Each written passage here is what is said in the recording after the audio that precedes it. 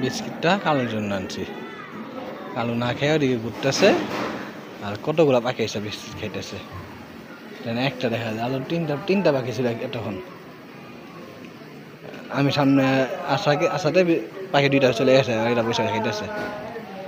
ওরলে GK ছিল ও খাইতেছে, যতটুকু খাওয়ার খাক, বাকিগুলো তো কালো একটু পরিষ্কার খাই ফেলবো।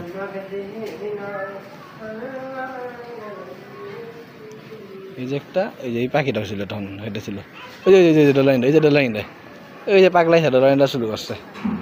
এই পাগলার বন্ধু না?